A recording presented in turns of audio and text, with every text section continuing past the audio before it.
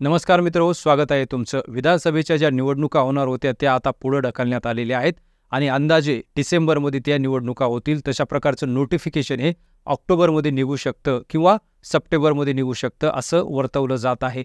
आता ह्या निवडणुका का पुढे ढकलल्या याच्या पाठीमागं कारणं काय आहेत? तर याच्या पाठीमागं अनेक कारणे असतील, परंतु त्यापैकी एक प्रमुख कारण म्हणजे मनोज जरांगे पाटील व त्यांचं मराठा आरक्षणासाठी असलेलं आंदोलन आणि त्यांनी घेतलेली भूमिका हे एक अतिशय महत्त्वाचं कारण आहे.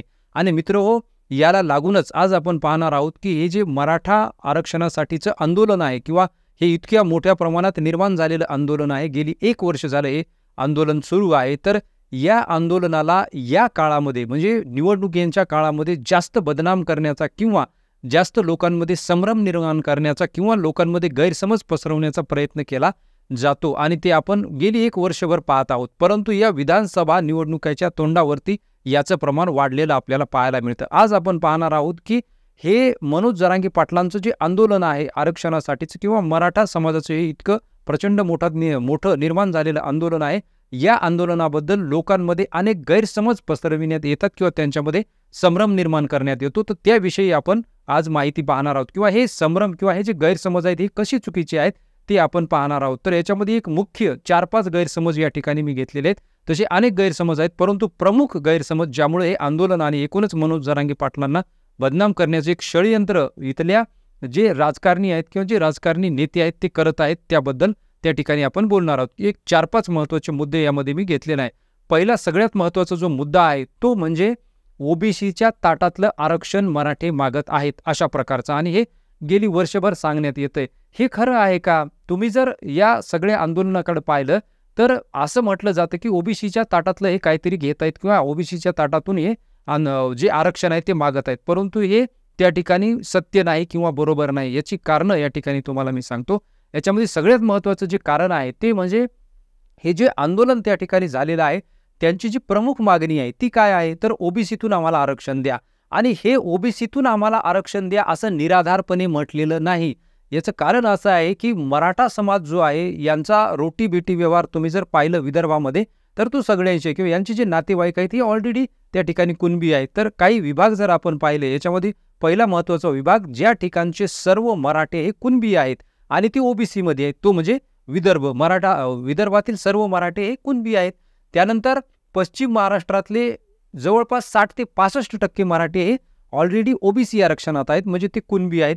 त्यानंतर खानदेशातले मराठे हे जवळपास सगळेच कुणबी आरक्षणामध्ये आहेत म्हणजे ते ओबीसी आहेत. त्यानंतर कोकणातले जवळपास अर्धेपेक्षा जास्त लोक हे कुणबी आहेत किंवा ते मराठा जे आहेत ते ओबीसीच्या आरक्षणामध्ये त्या ठिकाणी आहेत. मग आता राहिलं काय? तर याच्यामध्ये मराठवाडा आणि कोकणातील मराठवाडा आणि पश्चिम महाराष्ट्रातील काही जिल्हे राहिलेले आहेत. मग जवळपास 70% जी संख्या आहे ती ऑलरेडी ओबीसी आरक्षणामध्ये आहे. त्यांना ते आरक्षण मिळतंय, त्याचे ते लाभ घेतात आणि हे सगळे जे आहेत हे मराठेच आहेत. मग फक्त मराठवाडा आणि काही जिल्हे पश्चिम महाराष्ट्रातले राहिलेले त्यांना आपण कसं म्हणणार की या ठिकाणी ते ओबीसीच्या ताटातले आहेत? ऑलरेडी ते ओबीसी आहेत किंवा ऑलरेडी त्यांना कुणबी या ठिकाणी हे आरक्षण लागू आहे, त्याचा ते फायदा देखील घेतात. मग इतका मोठा जो ओबीसीच्या ताटातलं काहीतरी घेतलं जात आहे असा जो गाजावाजा केला जातो तो अतिशय चुकीचा आहे. याची तुम्ही पडताळणी देखील त्या ठिकाणी करू शकता, हे पाहू शकता. याचं प्रमाण जे आहे ते सुशिक्षितांमध्ये जास्त आहे. जे सुशिक्षित लोकांना हे जास्त प्रमाणात असं वाटतं की ते ओबीसीचं आरक्षण हिरावून घेत आहेत, परंतु असं काहीही नाही. फक्त जो प्रश्न आहे तो 31% किंवा 35% राहिलेले जे कुणबी आहेत किंवा जे मराठे आहेत त्यांचा आहे. बाकी सगळ्यांना त्या ठिकाणी आरक्षण मिळालेलं आहे किंवा ऑलरेडी ते ओबीसीमध्ये आहेत. हा पहिला गैरसमज आहे किंवा याच्याबद्दल संभ्रम निर्माण केला जातो. दुसरा गैरसमज की याच्यामुळं जे आहे हे जी आंदोलन आहेत ही सगळी काय आहे तर झुंडशाही आहे. तर हे एक प्राकर्षानं त्या ठिकाणी सांगितलं जाते. तुम्ही जर या मराठा आरक्षणाचा इतिहास पाहिला तर याच्यामध्ये तुमच्या असं लक्षात येईल की गेली 40 ते 42 वर्षापासूनची ही मागणी आहे की आम्हाला आरक्षण द्या. मग याच्यामध्ये ऑलरेडी काहींना आरक्षण मिळालेलं आहे आणि ज्यांना मिळालं नाही त्यांची मागणी आहे. मग या घटनेला जवळपास 40 ते 42 वर्षांचा इतिहास आहे आणि असं असताना देखील आज जर मोर्चा काढला तर हे जे लोक आहेत ते याला झुंडशाही असं म्हणतात, परंतु हे अतिशय त्या ठिकाणी चुकीचं आहे किंवा हे खोटं आहे. हा एक गैरसमज आहे, हा एक संभ्रम त्या ठिकाणी निर्माण करण्याचा प्रयत्न आहे. कारण या अगोदर देखील मराठ्यांनी लाखोंचे मोर्चे काढलेले आहेत, त्यामध्ये कधीही या ठिकाणी हिंसाचार झालेला नाही किंवा या आंदोलनाला गालबोट लागले नाही. यासाठी अनेक मराठ्यांनी, जवळपास 400च्या वर मराठ्यांनी आत्महत्या केलेल्या आहेत. याकडे आपण पाहणार आहोत का नाही, किंवा हे महाराष्ट्र ऐकून घेणार आहे का नाही, याला तुम्ही एकदम असं लेबल लावून झुंडशाहीचं बदनाम करणार आहात का, किंवा ही लोक का लढत आहेत याच्याकडे आपण पाहणार नाहीत का, एक महत्त्वाचा प्रश्न आहे. त्यानंतर याच्यामध्ये जे अनेक आंदोलनं झालेली आहेत त्याचं एक उदाहरण पाहू आपण. 2016मध्ये 58 मूक मोर्चे निघाले या महाराष्ट्रामध्ये आणि त्याच्यामध्ये देखील लाखो लोकांनी सहभाग घेतला.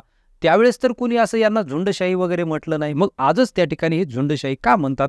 याचं कारण असं आहे, कारण आज जो मराठा कोट्यावधीच्या संख्येनं एकत्र आलेला आहे आणि तो एकत्र आला असल्यामुळं याचा राजकीय त्या ठिकाणी भूकंप होऊ शकतो आणि याचे दुष्परिणाम त्या ठिकाणी राजकारणावरती होऊ शकतात. दुष्परिणाम म्हणजे काय, तर हे जे प्रस्थापित लोक आहेत त्यांना धक्का लागू शकतो आणि म्हणून ते याला झुंडशाही असं म्हणत आहेत. कारण आत्ताच आपण लोकसभेमध्ये पाहिलेलं आहे की या आरक्षणाचा मोठा फटका त्या ठिकाणी सत्ताधारी जे आहेत त्यांना बसलेला आहे.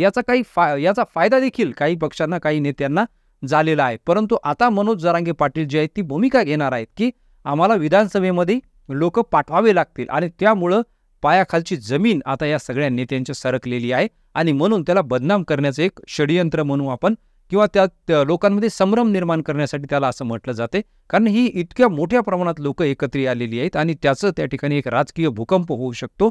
अशा पद्धतीनं ही सगळी जी रणनीती आहे ते मनोज जरांगे पाटील आखत आहेत आणि म्हणून त्याला ही झुंडशाही असं म्हणत आहेत. परंतु ही कुठलीही झुंडशाही नाही, याला एक इतिहास आहे आणि या आंदोलनामध्ये कुठेही हिंसाचार झाला नाही. कोणालाही त्या ठिकाणी आपण काय म्हणू, जे कायदा आहे किंवा सुव्यवस्था आहे ती कुठंही त्या ठिकाणी बिघडवण्यात आलेली नाही. कायद्याचं, घटनेचं पालन करून हे आंदोलन केलं जातं. 1 वर्ष आंदोलन चालतंय आणि त्यामुळे याला बदनाम करण्याचे त्या ठिकाणी प्रयत्न होत आहेत. तिसरं या ठिकाणी महत्त्वाचा संभ्रम निर्माण केला जातो की लोकांच्या मनामध्ये एक अनामिक भीती निर्माण केली जाते की इतके मराठे एकत्र आल्यानंतर ते काहीतरी करतील आणि त्या ठिकाणी काहीतरी जे इतर लोक आहेत किंवा इतर जातीचे लोक आहेत त्यांच्यावरती परिणाम होईल किंवा त्यांचं अस्तित्वच नष्ट होईल, अशा प्रकारची एक अनामिक भीती त्यांच्या मनामध्ये निर्माण केली जाते. परंतु ही अतिशय चुकीची आहे. ही भीती का चुकीची आहे? कारण हे सगळेजण आजही आपण गावगाड्यात गेल्यानंतर ते सगळे एकत्र राहतात. मग आजच असं काय झालं की त्यांच्या मनामध्ये इतक्या मोठ्या प्रमाणात भीती निर्माण झाली? तर त्याचं कारण असं आहे की हे राजकारणी जे आहेत किंवा हे जे प्रस्थापित नेते आहेत तेच अशा प्रकारची परिस्थिती निर्माण करतात. सामान्य कुठल्याही ओबीसीला किंवा सामान्य कुठल्याही जातीतल्या लोकांना मराठ्यांची भीती वाटत नाही, परंतु त्यांचा हा जनसमुदाय पाहून याच्याबद्दल एक फोबिया त्यांच्या मनामध्ये निर्माण करण्याचा प्रयत्न केला जातो. तर हा तिसरा एक गैरसमज आहे किंवा तिसरा संभ्रम निर्माण करण्याचा प्रयत्न केला जातो. आपण सगळे एकत्र राहत असतो, मराठी असोत किंवा सगळे जाती धर्माचे लोक, तर एकमेकांना घाबरण्याची भीतीचं कुठलंही कारण त्या ठिकाणी नाही आणि ते आपण समजून घेतलं पाहिजे. हा राजकारण्यांचा एक प्रकारचा प्लॅन आहे किंवा डाव आहे, ते मनामध्ये भीती निर्माण करतात. त्यानंतर चौथा महत्त्वाचा जो मुद्दा आहे तो म्हणजे यांचं वर्चस्व त्या ठिकाणी वाढेल, मराठ्यांचं वर्चस्व वाढेल असं लोकांना वाटतं, पण तसं होणार नाही. आज जर आपण पाहिलं, कारण हीच लोक सांगतात की जे अशा प्रकारचा आक्षेप घेतात किंवा अशा प्रकारचा संभ्रम निर्माण करतात, तेच लोक काय म्हणतात की सगळं तर मराठ्यांच्या हातामध्ये आहे. आज तुम्ही जर पाहिलं तर महाराष्ट्रातली जी सत्ता आहे ही मुठभर मराठ्यांच्याच हातामध्ये आहे. तुम्ही राजकीय सत्ता पहा, सांस्कृतिक सत्ता पहा, आर्थिक सत्ता पहा किंवा सामाजिक जी सत्ता आहे ही मुठभर मराठ्यांच्या हातामध्ये. मग हा लढा कोणाविरुद्ध आहे? तर हा लढा जो आहे तो प्रस्थापित विरुद्ध विस्थापित अशा प्रकारचा आहे. आणि हे जे जर गरीब किंवा जे विस्थापित जर राजकारणात आले तर त्यांचं काय वर्चस्व होणार आहे? ऑलरेडी या लोकांचं जे प्रस्थापित आहे त्यांचं वर्चस्व आपण पाहतो आणि अशा प्रकारचा एक संभ्रम त्या ठिकाणी निर्माण केला जातो. तो अतिशय चुकीचा आहे. कुठल्याही प्रकारचं वर्चस्व याच्यावरती होणार नाही, कारण हा जो जनसमुदाय हा घटनेप्रमाणे चालणार आहे, हा कायद्याप्रमाणे चालणार आहे आणि त्यामुळं कोणालाही त्या ठिकाणी धक्का लागणार नाही अशी जी एक प्रकारची काय म्हणू आपण त्याला बाजू जी आहे ती या आंदोलनानं घेतलेली आहे किंवा मनोज जरांगे पाटलांनी देखील घेतलेली आहे. फक्त त्यांचं म्हणणं आहे की आमच्या वाट्याचं जी आहे ती आम्हाला द्या, त्यासाठी आम्ही त्या ठिकाणी हा एवढा मोठा संघर्ष करत आहोत. तो संघर्ष तुम्ही समजून घ्या आणि हे जर आपण समजून घेतलं तर कुठलाही संभ्रम राहणार नाही, कुठलाही त्या ठिकाणी हा जो गैरसमज आहे तो राहणार नाही. आता शेवटचा एक त्या ठिकाणी महत्त्वाचा जो गैरसमज आहे तो नेहमी घेतला जातो, तो म्हणजे जातीयवादाचा, की हा समाज जातीयवादी आहे. तुम्ही जर इतिहास पाहिला तर मराठा समाज हा कधीही जातीयवादी नव्हता. तो सगळ्यांना सोबत घेऊन चालणारा समाज आहे, सर्व समावेशक असलेला समाज आहे. आपण छत्रपती शिवाजी महाराजांचं जर या ठिकाणी एकूणच कारकीर्द पाहिली किंवा त्यांचा एकूणच राज्यकारभार पाहिला तर त्यामध्ये सगळे लोक आहेत, त्याच्यामध्ये हे मराठी आहेत. सगळ्या 18 पगड जाती त्याचबरोबर 12 बलुतेदार हे सगळे त्याच्यामध्ये येतात आणि मग हा समाज एकेरी अशा पद्धतीनं का वागेल आजच? तर हे अतिशय चुकीचं आहे. त्याला एक कुठलंतरी लेबल लावण्याचा प्रयत्न, जातीयवादाचं लेबल लावण्याचा प्रयत्न त्या ठिकाणी केला जातो. तुम्ही कुठलेही आज ज्या वेगवेगळे क्षेत्र आहेत, त्या क्षेत्रांमध्ये पहा मराठा समाजाबरोबर इतरही समाजातील सगळे लोक तुम्हाला पाहायला मिळतात आणि तो एक सर्वसमावेशक असलेला समाज आहे. तुमच्या आजूबाजूला देखील तुम्ही पहा, की अशा पद्धतीनं तो कधी वागलाय का? कधी जातीयवाद त्या ठिकाणी केलेला आहे का? तर तो कधीही केलेला नाही आणि तो करणार देखील नाही. परंतु एक प्रकारची भीती लोकांच्या मनामध्ये निर्माण करण्यासाठी हे सगळं केलं जातंय. तर हे असे मुख्य आक्षेप किंवा मुख्य प्रकारचे जे संभ्रम आहेत किंवा मुख्य प्रकारचे जे त्या ठिकाणी गैरसमज आहेत, हे लोकांमध्ये